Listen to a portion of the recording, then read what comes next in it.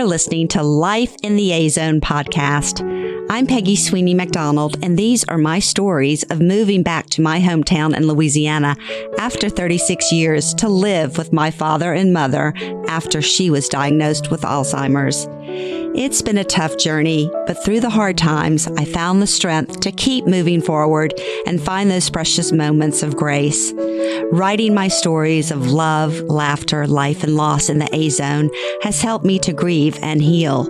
I'm honored to share them with you. Thank you for listening today.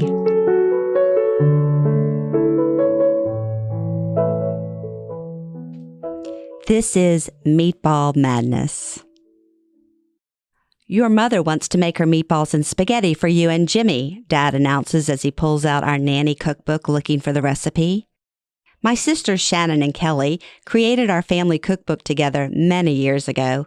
It was a huge project with pictures and recipes gathered from our grandmothers, mom, aunts, mother-in-laws, cousins, sisters, nieces, and friends. The pink cover has a beautiful black and white picture of our grandmother, Nanny, probably in her early 20s. We all received these cookbooks for Christmas that year and have given them to our friends throughout the years. We cherish the cookbook, and it is the go-to for any old family recipes. Dad flips through the cookbook, finds the recipe, and writes down the grocery list of items for the meatballs and sauce, and then gets ready to go to the grocery store as soon as Mom can find her purse, which could take anywhere from 5 to 30 minutes. I can help when I get back later today, I say as I dash out the door. At 3 o'clock, I begin pulling out the recipe items. Packs of Italian sausage, ground meat, onions, celery, bell peppers, green onions, garlic, olive oil, salt, pepper, Italian seasonings, breadcrumbs, eggs, and jars of tomato sauce. I turn the nanny cookbook to the meatball recipe and notice it's not Mom's recipe, but from somebody else. Damn, I must have missed out, as I never remember Mom making these meatballs. I've never made meatballs, but great.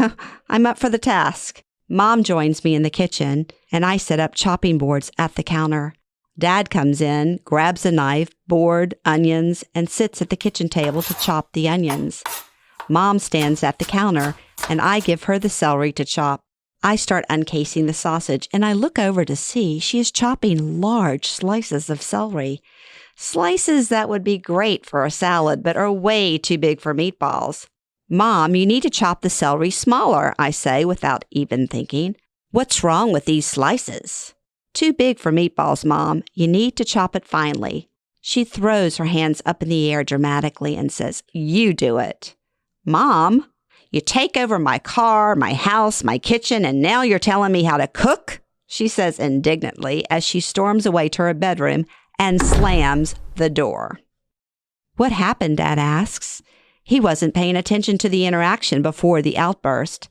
He is hard of hearing, and his hearing aids are clearly not working today. I fill him in on the testy situation and stand there totally frustrated. I walk to the bedroom door and knock as we have now been officially locked out. "I'm sorry, Mom. Please come back. This is supposed to be a fun mother-daughter bonding dinner. I didn't mean to hurt your feelings. I really need your help," I beg to the locked door. I get no response. Dad comes down the hall and stands behind me. He sees that I'm about to start to cry. "Sherry, please come to the kitchen and help Peggy make your meatballs," he begs. "Yeah, Mom. I've never made meatballs and I have no idea what I'm doing," I say sweetly with tears in my voice. Nada. Total silence. WTF. Jimmy walks in the back door and hears the commotion in the hall. "What's going on?" I tell him the problem, and he shakes his head and heads upstairs. "Cuckoo for Cocoa Puffs," he says under his breath. He is not getting in the middle of the meatball madness. I guess I'm making meatballs on my own. They bought about 5 pounds of sausage and ground meat, so with all the chopped seasoning, it fills a huge aluminum bowl. So now I'm crying and up to my elbows mixing the slimy meatball mixture with my hands. I hate this consistency. This is probably why I never made meatballs. Back in Los Angeles, Jimmy and I would purchase amazing meatballs and sauce from a little Italian deli called Bay Cities in Santa Monica, with homemade pasta, sauce, and the best Italian bread ever. Those meatballs reminded Jimmy of his favorite New York Italian restaurants. So now I'm wishing we were back in LA having a takeout meatball dinner from Bay Cities. I can't catch my tears or wipe my runny nose, so I lean my head down and lift up my shoulder, wiping both with my shirt. Lovely. Dad comes over and stands at the counter watching me. Can you help me roll them, Dad? I ask. He looks at the meatballs I have rolled so far. You're making them too big, he advises me, and I give him a look. Seriously, don't start with me, I think to myself. We stand in silence rolling countless meatballs and then place them on large cookie sheets filled with parchment paper. Dad places the trays in the oven to bake. I go to the bedroom door and knock again. I beg Mom one more time to please join me. No response. Frick it, I think. This sucks big time. I head back to the kitchen to start the sauce. Soon the house smells amazing. I start the pasta water boiling, make a big green salad and garlic bread. I realize we will have meatballs for days, and Mom is probably not joining us for dinner. I have a great idea. Sweeney sisters to the rescue. I text them on the Sisters text thread. Dinner? Mom wanted to make her meatballs. Now pissed at me and locked in her bedroom, I text. Oh no, Rob's working late, but I'm down for some meatballs. What time? Shannon texts. Scott, Peyton, and I will come for meatballs. I'll bring some wine and some champagne to make Mom a mimosa, Aaron texts. Can't make it tonight. Girls dance. Duncan has homework, but save me some meatballs. When did Mom start making meatballs? Kelly texts. 7 p.m. is good. I don't remember Mom ever making meatballs, I text. Mom made spaghetti and meat sauce, never meatballs, Shannon texts. The big A light bulb goes off. OMG.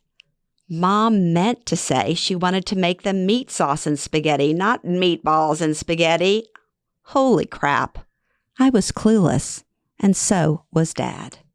Shannon, Aaron, my brother-in-law Scott, and my niece Peyton arrive in 30 minutes.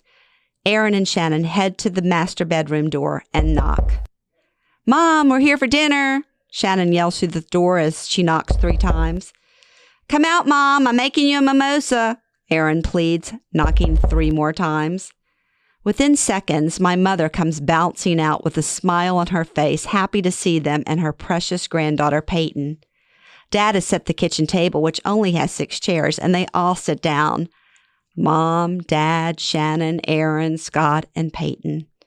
I serve them steaming plates with beautiful meatballs and sauce on top of spaghetti. They pass the salad. Jimmy brings them the bread basket. There is no room for us at the table, so Jimmy and I sit at the counter on bar stools, the kiddie counter, where the grandkids usually sit.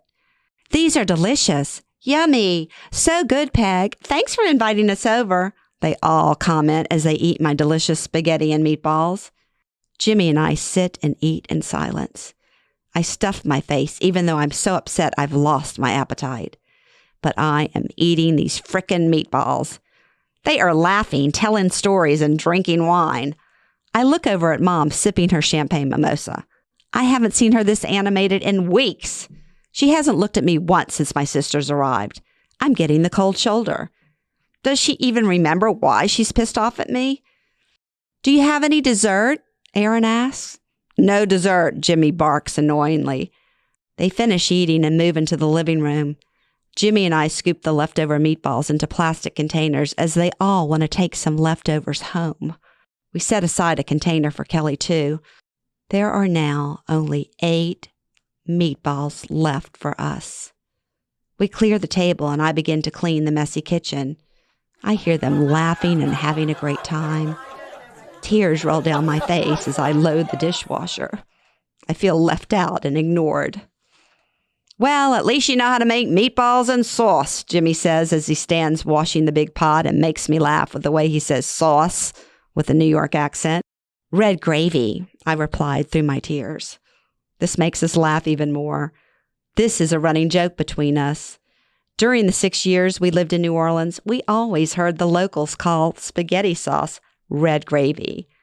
That is just wrong. You can't call sauce red gravy, Jimmy would say. Soon they are all leaving, and my mom turns to her bedroom.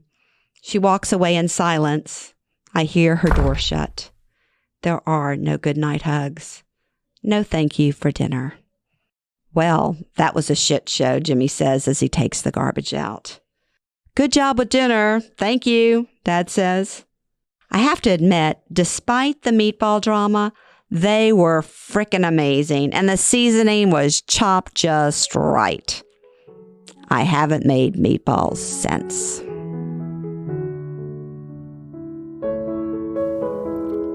Thank you for joining me today. I'm Peggy Sweeney McDonald, and each week I will be sharing my stories of life in the A-Zone. My hope is for you to find courage, strength, and grace as you navigate your caretaking journey with your parents, spouse, or family members. New episodes will post each Wednesday. Follow me at Life in the A-Zone on Facebook, Instagram, and Twitter.